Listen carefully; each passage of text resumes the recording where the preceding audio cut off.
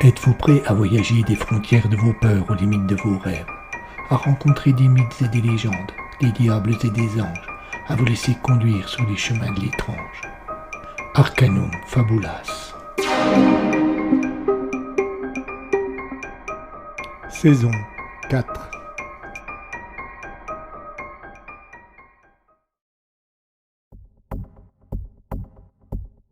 On raconte, dans une ancienne légende, qu'au moment où la mort croise notre destinée, elle est précédée par des chanteuses dont le rôle est de nous envoûter pour que nous acceptions sans peur et sans réticence de nous laisser tirer hors de la vie. Ces chants presque magiques que nous entendons au moment fatal permettent à la mort d'approcher sans que nous la remarquions.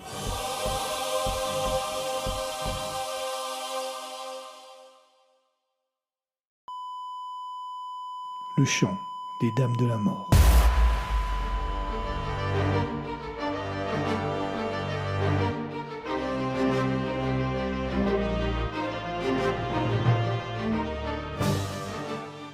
Épisode 13. Le train de Wolfenberg, partie 3. Le spectacle qu'offrait Wolfenberg ce soir-là était des plus étonnants. D'un côté, les groupes de 5 ou 6 hommes qui patrouillaient, armes au poing, lui donnaient l'allure d'un camp retranché, impression accentuée par les feux que l'on avait allumés tout autour du village pour empêcher quiconque de profiter de l'obscurité pour lancer une attaque. De l'autre, la quasi-totalité des villageois, réunis dans le café de Carlos, fuyant la peur, cherchant l'illusion d'un peu de sécurité, et qui, pour passer le temps, chantaient, dansaient, laissant à penser que le petit bourg, tout à la fête, flottait dans une insouciance qui, vu les circonstances, eût été de l'inconscience. En fait, tout cela n'était que comédie, et l'impressionnante locomotive de l'IEC stationnée le long du quai rattachait chacun aux angoisses que suscitaient les événements des 2 derniers jours. Tel un gardien de fer renfermant en elle les secrets qui hantaient chacun, la 5 d'or paraissait toiser le village avec dédain et glacer le sang des patrouilleurs lorsqu'ils passaient à sa hauteur. Un mince manteau de neige couvrait délicatement sa chaudière refroidie, mais on avait la très nette impression que, d'un instant à l'autre, elle allait bondir. Le Français était sans aucun doute moins impressionné que les autres par la machine. Il s'en approcha et posa la main sur les roues du monstre. Et on eût dit un dresseur de fauves en plein travail. « Hé, le Français !» lança Vlad, qui était resté un peu en arrière avec le reste du groupe qui composait leur patrouille. « Qu'est-ce que tu fais? Tu viens ?»« J'arrive. Je suis juste allé m'assurer que tout était en ordre, » expliqua l'ancien soldat comme s'il voulait se justifier. « En ordre? Tu plaisantes, » répondit le colosse. « Comment veux-tu que quelque chose soit en ordre alors qu'à une dizaine de mètres de là, on a des wagons remplis de cadavres ?» En effet, si la locomotive se trouvait toujours près du quai, on avait éloigné les wagons plus loin sur la boucle en attendant de savoir ce qu'il convenait de faire des morts. Le froid qui régnait à cette altitude assurerait sans doute un minimum de conservation, et si par la suite la police désirait enquêter, la scène du crime demeurait intacte. Le petit groupe s'éloigna de la voie ferrée et remonta la rue principale du village. Les flocons de neige étaient poussés par un vent capricieux qui produisait une triste mélodie en caressant les branches des arbres. Aucun des montagnards présents n'était incommodé par ce temps rude auquel ils étaient tous habitués. Ils marchèrent un long moment sans prononcer le moindre mot, mais de tous, Vlad paraissait le plus absorbé dans ses pensées.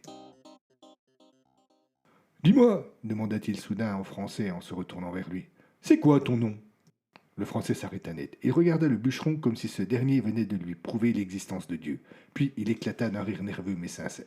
« Qu'a-t-il de si drôle ?» demanda le géant un peu vexé. « C'est que, répondit l'autre toujours amusé, voilà plusieurs années que je suis au village, et jamais personne, même pas Agathe, ne m'a posé cette question. J'ai souvent fait des paris avec moi-même pour savoir qui me demanderait en premier. Je n'aurais jamais pensé que ce serait toi. »« Oh, tu n'es pas obligé de me répondre si ça te dérange, lança Vlad blessé. »« Jacques-Yves, je m'appelle Jacques-Yves.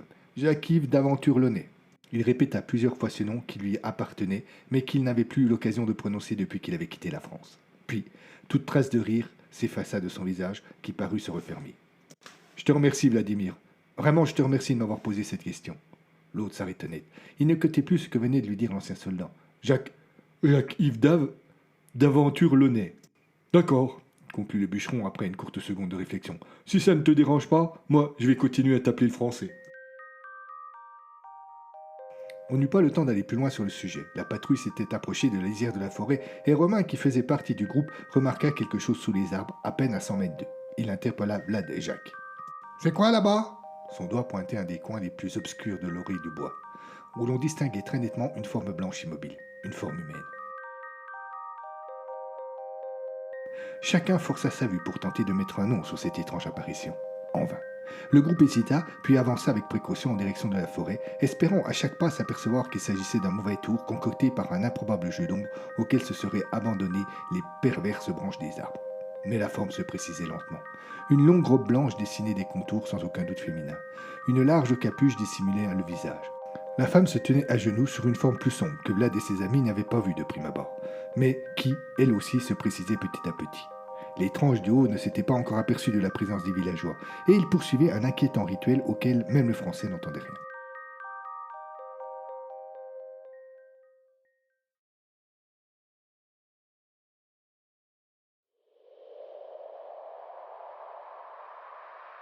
Il n'était plus qu'à une cinquantaine de mètres lorsqu'ils s'aperçurent que la seconde ombre avait elle aussi les contours d'un corps.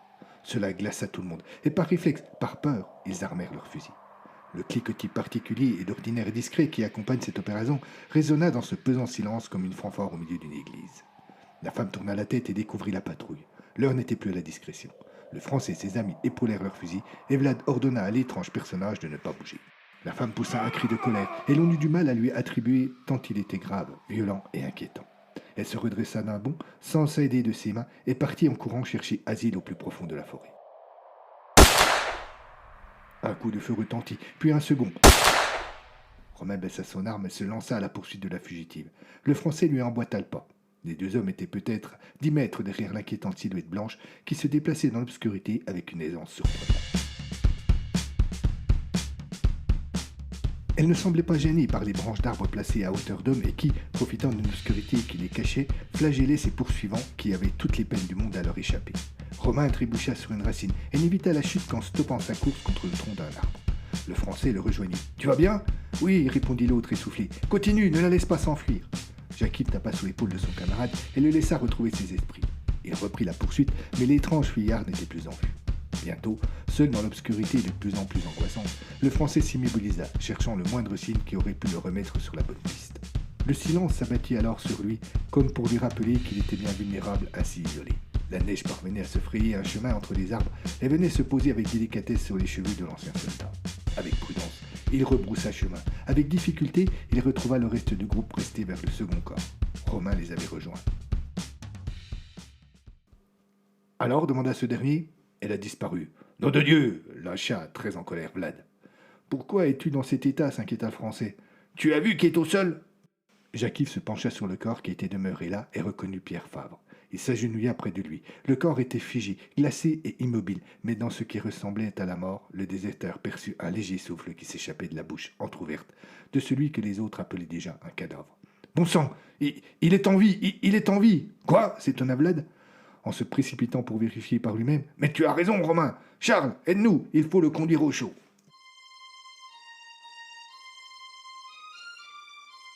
Lorsqu'il avait ouvert son établissement à Wolfenberg, Carlos avait voulu voir grand, malgré le peu de moyens. Non seulement il avait voulu un débit de boisson de bonne tenue, il n'y était pas véritablement parvenu, mais il avait également prévu un restaurant et un hôtel avec 10 chambres. Hormis pour le café, la clientèle n'avait pas suivi. Le restaurant désespérément vide était devenu une réserve et l'hôtel n'accueillait qu'en de très rares occasions les représentants de l'IEC en visite d'inspection.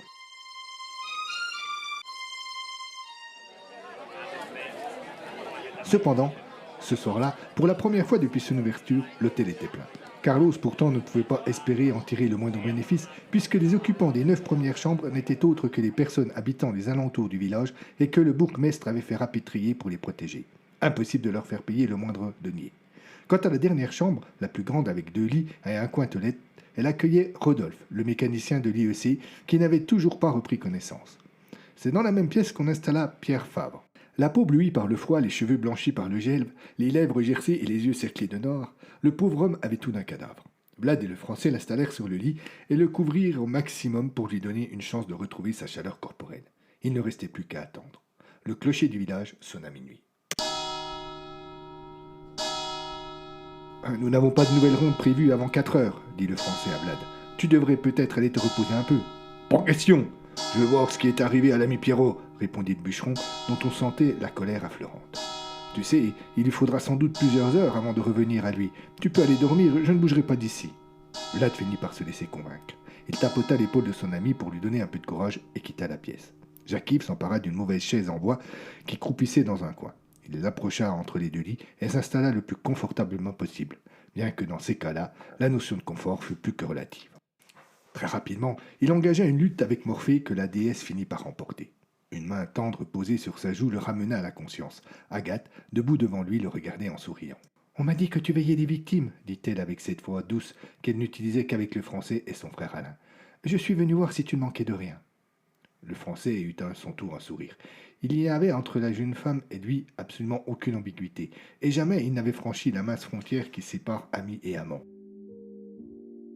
Cependant, les sentiments qu'il éprouvait pour Agathe, s'ils n'étaient pas de l'amour, étaient déjà bien plus que de l'amitié. Sans aucun doute, il était très touché par les malheurs qu'avait connus la jeune femme. « C'est gentil, je te remercie. Comment va Alain ?»« Il dort comme un bébé. Il est dans la chambre d'en face. » Jacques-Yves s'étira puis se frotta les yeux. Il eut un nouveau sourire pour Agathe. « Il ne faut pas que je me rendorme. Si tu pouvais aller me chercher un café noir et un petit quelque chose à grignoter vers Carlos, cela serait gentil. »« J'y vais de suite. » En attendant le retour d'Agathe, le Français fit quelques pas dans la pièce pour se réveiller davantage. Il jeta un coup d'œil par la fenêtre. La neige tombait toujours. On distinguait à intervalles réguliers les feux allumés pour s'assurer la sécurité du village. Plus loin, dans l'obscurité, l'ombre noire de la forêt semblait mûrir tous les dangers. Un petit grincement de porte marqua le retour d'Agathe. Elle portait un plateau avec une grande tasse de café noir, des couverts et une assiette de charcuterie. Jacques-Yves se précipita pour l'aider. Elle le remercia d'un sourire. Le plateau fut déposé sur la table en bois qui constituait l'un des rares mobiliers de la pièce. Agathe s'installait près du Français qui commença à manger avec appétit. « Quelle heure est-il » demanda ce dernier entre deux bouchées d'un succulent jambon de campagne. « Pas loin de 3h30. Je vais aller réveiller Vlad. Nous devons faire un nouveau tour de garde. Il y a encore du monde debout en bas ? Non, sauf Carlos qui fait un peu de rangement, mais ce n'est pas évident. Beaucoup de personnes n'ont pas voulu rentrer chez elles, par peur, et il y en a qui dorment dans tous les coins. » Le Français termina son assiette, vida d'un trait son bol de café et se dressa d'un bond. « Peux-tu rester un moment là, s'il te plaît ? Je vais voir si Romain peut prendre ma place et réveiller Vlad. »« Naturellement. »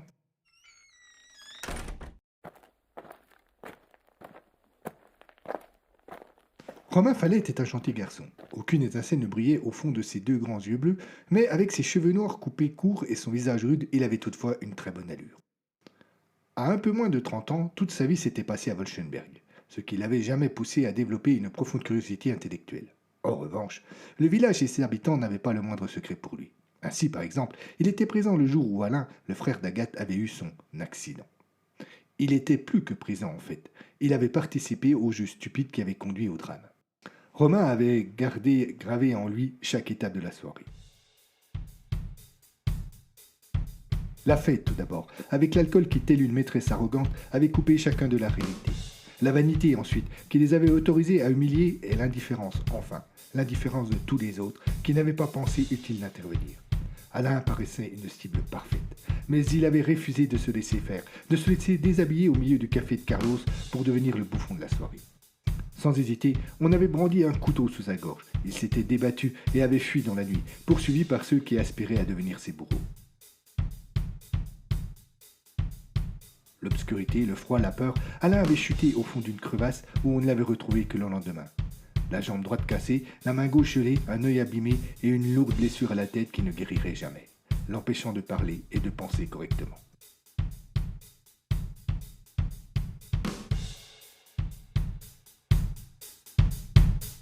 Agathe et sa famille n'étaient pas très appréciés dans le village. Aussi s'empressa-t-on de jeter sur l'incident un linceul d'indifférence. Le malheureux avait été simplement victime d'un jeu auquel il avait volontairement participé.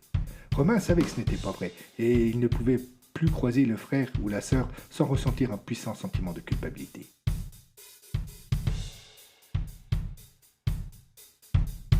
Ce soir-là, lorsque le Français lui demanda de le remplacer pour veiller les deux blessés et qu'il entra dans la chambre sans plus d'attention, il se glaça en apercevant Agathe. Il eut un moment de silence gêné. La jeune femme ne lui adressa qu'un regard noir et quitta la pièce. Romain ne put retenir un long soupir. Il se laissa asseoir sur une chaise et ferma un court instant les yeux. Puis, il avisa sur la table les restes du repas de Jacques-Yves. Il se leva et alla picorer dans l'assiette. Un bruit le fit sursauter.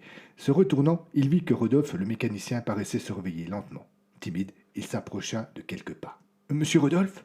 L'autre, toujours allongé, les yeux toujours fermés, commença à secouer lentement la tête de gauche à droite, en raclant la gorge de plus en plus fort. Les gestes s'accéléra. Le raclement se transforma en râle de douleur. En quelques secondes, de grosses gouttes de sueur perlèrent sur son front large, et les râles devinrent des cris. Impressionné mais résolu, Romain s'approcha et posa la main sur l'épaule du malade pour tenter de le réveiller. « Monsieur Rodolphe, monsieur Rodolphe !» D'un geste vif et imprévu, le mécanicien attrapa le bras du jeune homme et le maintint avec une force surhumaine. Il ouvrit les yeux et révéla un regard fou, rouge de sang. Il articula. « Elles sont là, mais elles ne mourront pas !» Avec une violence imprévisible, il repoussa Romain qui alla choir dans un coin de la pièce et il se redressa d'un bond avant de se précipiter vers la porte. Cette dernière n'était pas fermée à clé, mais dans son empressement, dans son affolement, Rodolphe ne parvint pas à l'ouvrir et sembla dès lors saisi d'une panique incontrôlable. Romain, qui avait retrouvé ses esprits, s'approcha pour tenter de le calmer, mais le résultat fut à l'apposé. Devenu complètement fou, Rodolphe s'empara du couteau qu'il trouvait sur le plateau de repas du Français et, sans autre forme de procès, bondit sur Romain qui chut une nouvelle fois au sol. « Tu es avec elle, je vais te tuer !» hurlait le mécanicien. Tandis que la lame approchait de sa carotide, Romain réalisa encore mieux la terreur qu'avait dû ressentir Alain quand il avait été menacé avec une arme pour le forcer à entrer dans le jeu. Bientôt, la lame froide de l'arme blanche entra lentement dans la peau du jeune homme. Il n'était plus l'heure de prier, de supplier, mais juste d'attendre le chant des dames de la mort. Comme une masse, Rodolphe s'écroula. Romain hésita. La peur poursuivait son rôle paralysant. Quelque chose de chaud vint caresser sa main. Il ouvrit les yeux et découvrit une tache de sang qui sortait du crâne du mécanicien, affalé sur le sol, et se répandait lentement sur le plancher. Il osa enfin redresser la tête. Dans l'embrasure de la porte, Vladimir Kochek serrait contre lui son fusil, encore fumant. Alerté par les cris et les bruits de lutte, il venait de sauver la vie à Romain.